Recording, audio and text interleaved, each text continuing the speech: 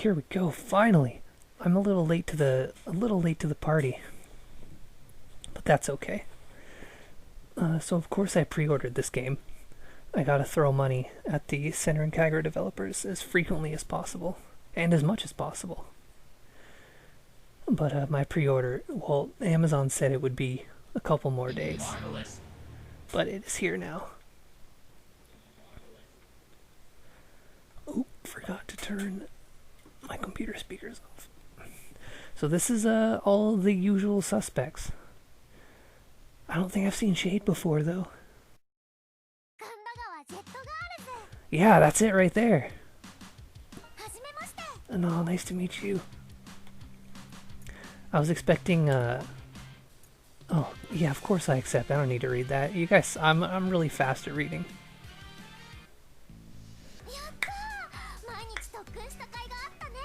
Oh, okay, so I got Riona and Ryobi. That's really great. Oh, and Ryobi's transformation. So the one with boobs. But we don't want that. Everyone's got boobs. That's not fun anymore. I was expecting a music video. Usually there's a music video for these games at the beginning that I would talk through because the song would get me a copyright strike. Okay, not a hell of a lot of options. I went in there to make sure subtitles were on. this game's fully Japanese voiced and not English voiced, so of course subtitles are on. That's stupid of me. So yeah, I pre-ordered the Racing Hearts edition because I think it's important to give them as much money as possible. Oh, we're just diving straight into it, huh? I watched the anime beforehand a while ago. When I initially saw the Japanese trailers for this, I thought, yeah, we're not going to get that. We probably won't see this game over here. Ever since PlayStation's been cracking down on the pervy stuff, I thought for sure we wouldn't be seeing this game. But I guess I should have known better. Center and Kagura always pulls through, even if it's not necessarily on Sony consoles.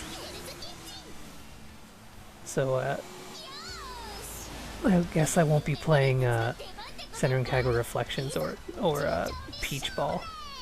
However, they are on Steam, and I do have Reflections on Steam so far. I probably would have Peach Ball by now, but I never go on Steam because I don't really like PC gaming, so I never notice when it's on sale.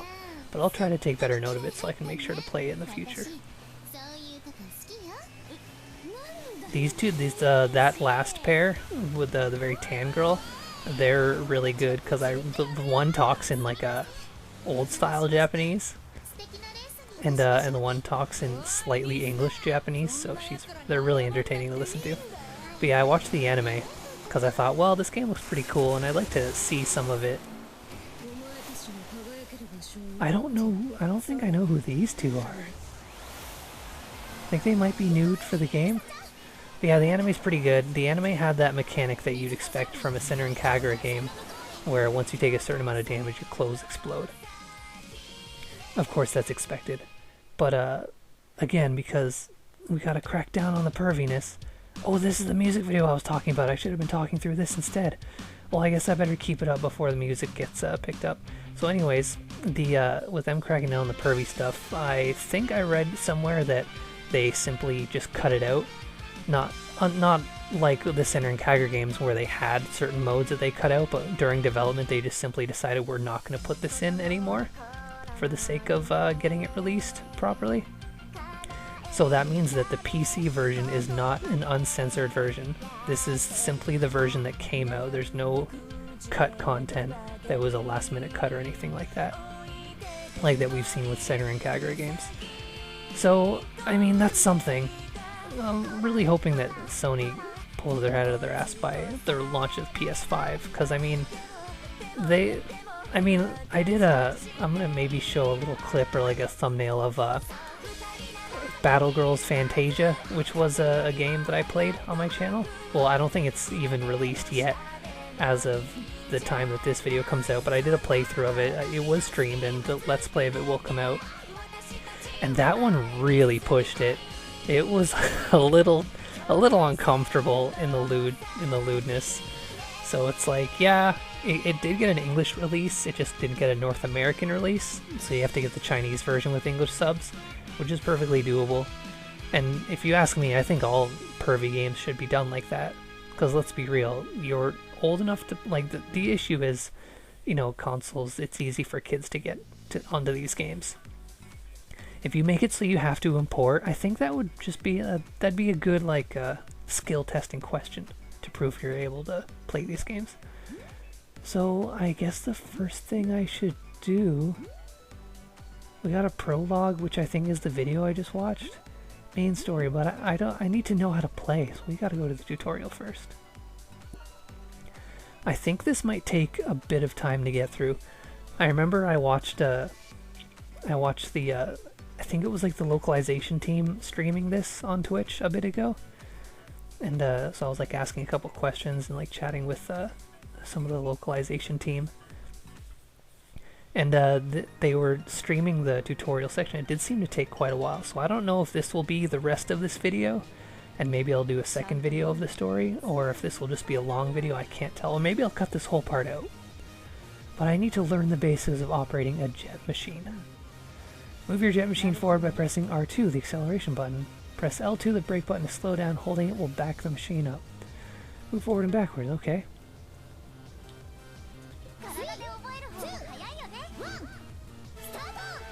Alright, pretty straightforward. That's how racing games go. Oh, I don't even have the option to turn. So that's me, and then slam on the brakes and reverse. Ooh, that's like an immediate straight to reverse, too. A lot of times in racing games, and I don't have a ton of experience, you'll notice on my channel I don't really put up racing games, because frankly I don't think they're too entertaining to watch. The reason why this is going up is, again, because I want to support the Senran Kagura devs. Yeah, let's proceed. But a lot of time in racing games, you have to come to like a real full stop before you can start to reverse, but that just like smooths straight into the reverse, so that was kind of nice. Alright, handling.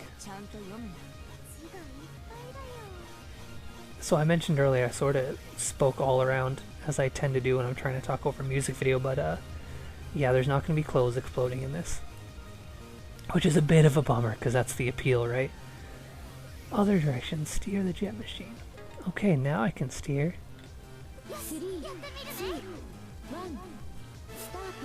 Starto. Okay, yeah. Left and you go right.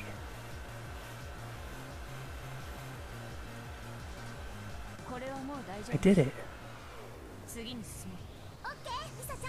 Alright, next topic. Yep. Let's go. Maybe this won't take as long as I thought. Nose control. That's something I know a lot about. I have a very large nose. That's the joke. Alright. Lower and raise the jet machine's nose. Raising it by pulling back will increase the speed, but make it harder to turn. Lowering the nose will decrease speed, but make it easier to turn. Okay, that's interesting. You know, despite usually the racing games I play are car racing games, so this is all new to me. So this is stuff that is like basic knowledge from Wave Race or whatever. Yeah, see there's a 4 kilometers per hour thing. If I slow it down, I can turn a lot sharper. Pulling down. Okay, yeah, I think I just about got it. Boop. Get a quick little boop in there before we finish.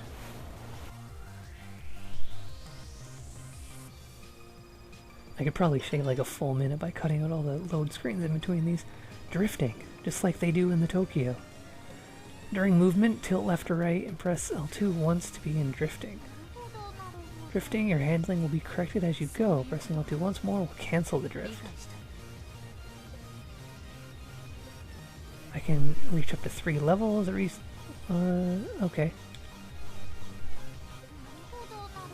Okay, yeah.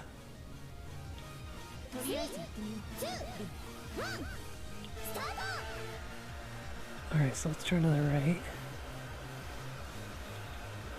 And then do a drift. Drift for a while.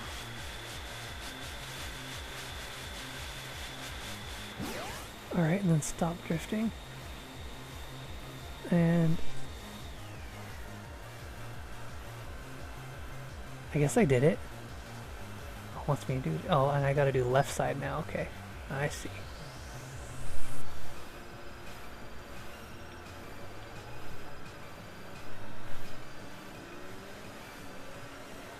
Oh, now I'm drifting. There we go. Oop, I booped.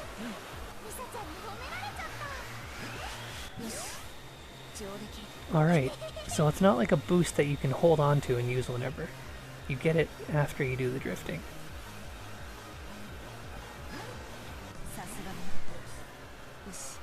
Interesting.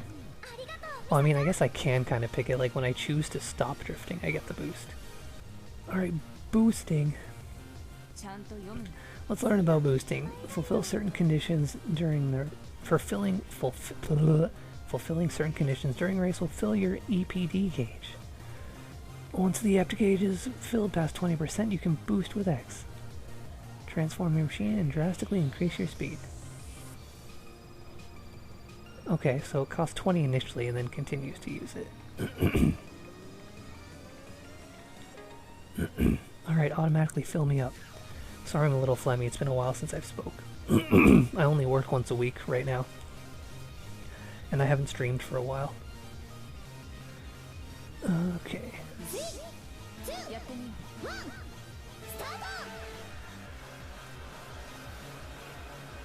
Oh yeah, fill me up to 99%. Want a bit more than that. There's an extra boost. Do I have to hold it? Yeah, I gotta hold it the whole time. Okay. When you release, it's over. Yeah, I was playing Yakuza Dead Souls, which I know is the one that no one likes, and you know it was fine at the end of the day. But I was playing it just to kill time up until this came out, and this was supposed to arrive a couple days later than it did. So when I finished Dead Souls last night, I was like, dang, I don't know what to fill in for the last couple days. But then this arrived the next morning. So talk about convenient timing. So now we're jumping. Jump right over a jump ramp at sufficient speed. If I tilt it down at the moment I will land smoothly. Oh, I'll dive if I don't.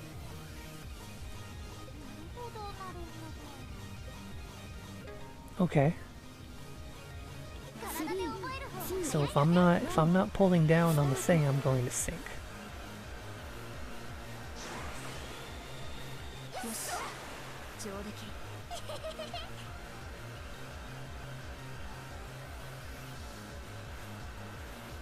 Okay, that was a landing jump. Oh, I bet the other ramp was just around the corner of this track.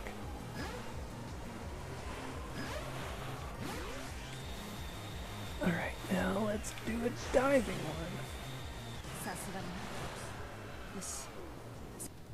Alright, tricks. That's important in a race. Okay, immediately after jumping from a jump ramp, you can perform tricks by inputting specific commands. There are 4 types of tricks, and the commands to perform them differ. All characters have 3 shared normal tricks and 1 special trick determined by the shooter character. The animations for these special tricks will change based on the jetter. A trick enables a unique special effect after it is used. Choose between tricks as the situation calls for it. Let's try performing some tricks. Oh, I see. Down, down, and up for normal. Okay.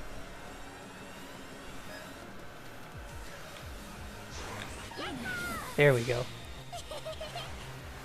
Not after a landing, after a jump, dummy. Okay. Oop. Oh yeah. It's gonna take me a little bit to get used to it. Let's both sticks to the side. And now let's do, yeah, those both sticks to the left. Now let's both stick to the right. You know, the same thing, but the other direction. That's fine. And now I gotta do opposite directions from each other. Oops. Oh.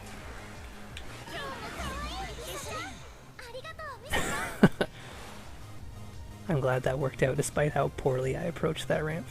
Gonna take a bit of getting used to, but I can get used to it. I mean, I spent big bucks on the special edition, I better get used to it. I'm not just gonna play this game for one video and then throw it away. That's garbage. I mean, of course I'll do that with like cheap $10 games, but not this time. Let's learn the basics of attacking. Each shooter starts with an assault rifle. Press circle to fire it. When they run out of ammo, they will reload. If you jump or boost while shooting, however, the shot will be cancelled. Pardon me, give it a try on the CPU opponents.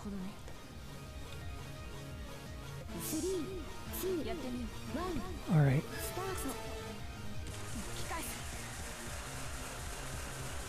Oh, it just shoots forward. Yeah, there we go.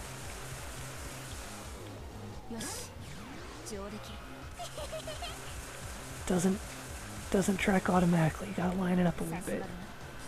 But I did it. Okay, let's learn about obtaining and using weapon items. If you touch an item box on the course, you will obtain 1 of 8 weapon items. Okay. I see him. Pressing square while in possession of a weapon item will allow you to switch to shooter mode. Shooter mode, the shooter will automatically attack enemy machines in range. When you have a weapon item, press square without pressing L downwards to fire it forward. While tilting L down, press square to attack enemies behind you. When attacking enemies behind you, the camera angle will keep your target in view. In this mode, the jetter will steer for you automatically. Use circle to change the assault rifle. Press square again to return to normal mode. 8 different types of weapons. The dual handguns have short range and low rate of fire, but break shields quickly. The shotgun has even shorter range, but is devastating close up.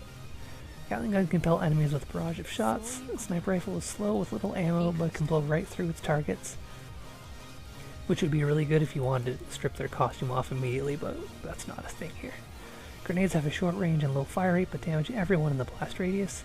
Leave a mine in the water to heavily damage anything that comes near it, probably myself. The tricky bound ball can bounce off walls and water. You can launch a large volume of them. Missile launcher can lock onto targets and launch homing missiles. Alright, to change your weapon item, first use up the one in your possession. If there are no targets in range, hold square while in shooter mode to use the item anyway. Try to pick up a weapon item from one of the weapon boxes and attack a CPU team. Okay. Alright, got the thing.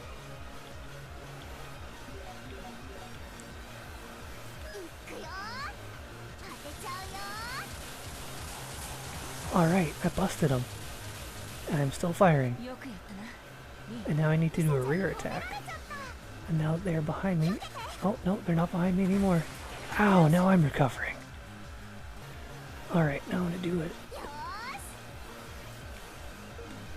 What? No.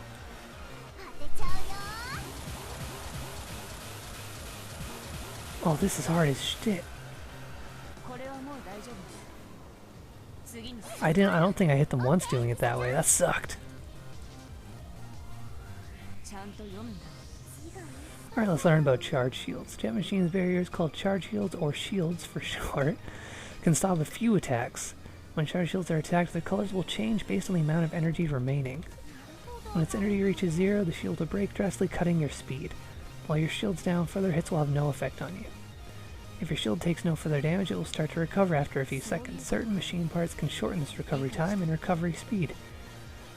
Shield recovery items hidden in balloons can restore your full shield energy instantly.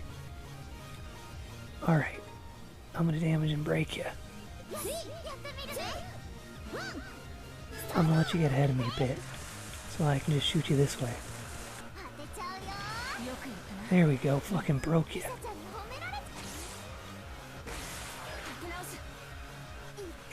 I am just not picking up on this, there we go. They broke me a number of times before I broke them though. I don't think I'm going to do very well in the combat area of this.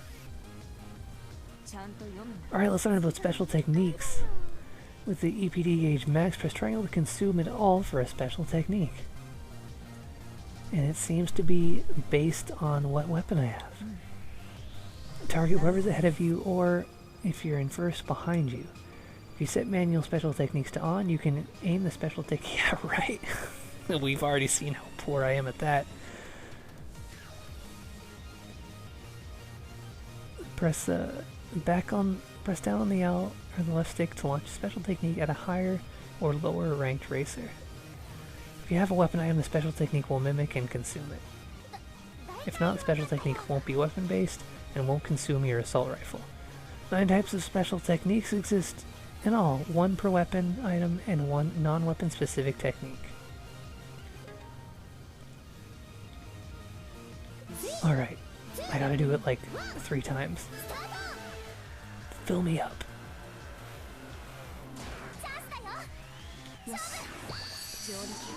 Alright, got a boost. Now I have a different thing. I guess I'm waiting for it to finish. Don't shoot at me! Stop it! I'm waiting for this thing to end so I can do the next one. Alright, this one's lightning.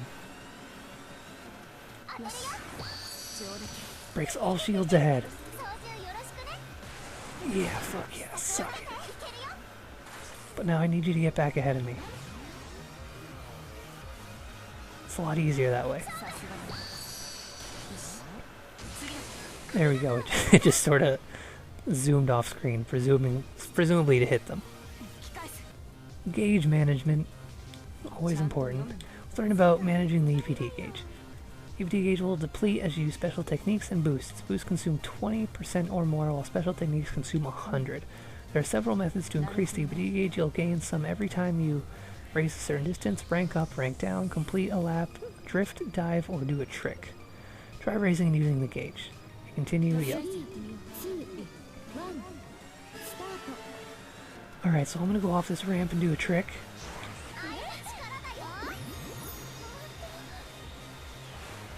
And then I'm gonna do a sick Tokyo drift.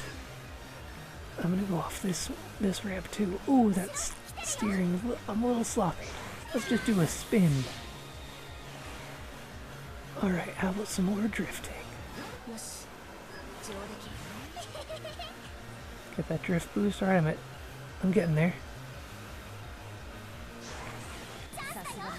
Oh. Alright, I guess that's that. It just wanted me to reach 100%, not necessarily do anything with it. Starting dashes. Oh yeah, that's like a thing they never teach you in games that, like Mario Karts, always have. A starting line holding R2 during the race countdown will give you a starting dash. Countdown hits 2, hold R2. The better your timing, the longer the boost. Too early or too late, you release the button, it won't work. Okay.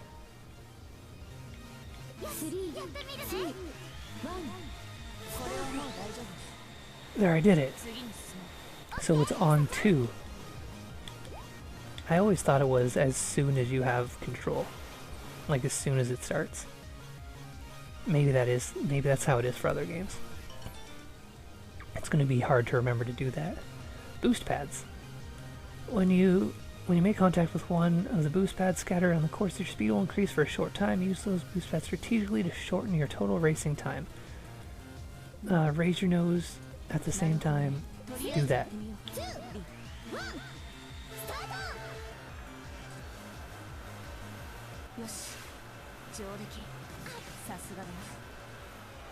I didn't even go through them, I just nicked the sides. Oh wow, next time it's for keeps. Oh, I guess that's the trophy for doing all the tutorials. Why don't we take a hot look at trophies? There's Dead Souls at 68%. Alright, for clear the first chapter, these are probably, yeah, the different story modes. Are these all story modes? Okay, yeah. Tutorials, 64 missions, 128 missions, 8 with triple S, costume, pretty straightforward stuff. I feel like a lot of these are very gettable, especially these ones. Purchase a decal, like just purchase one of each thing. Of course that's going to be easy to do. It's only like the triple S one that I'm worried about. I guess I'll just try to do the easiest ones. And there's extracurricular activities. Are those like mini games that aren't racing? I think in the stream I watched he touched on that a little bit without necessarily showing any, because he wanted to save a little bit for the player to discover. Oh, customize a character, that's going to be easy. Customize a jet, hells yeah, I'm all about that customizing. A lot of these trophies seem like something you could get pretty easily. I guess I can quit now. Yeah, I'm all done. They even gave me the Trofalito. Alright, you know what? I've got the gist of it. I guess it's time to head to the main story. The school stories. Can't really do anything except this first one. What are they called? The Asakusa? Yeah, Asakusa. Finished in first place. Use weapon items more than one time. Use more than one type of weapon item. Okay. And I guess you get bonus stuff. You get a star for each of those. Let's get to the meat and potatoes. The visual novel aspect of these games.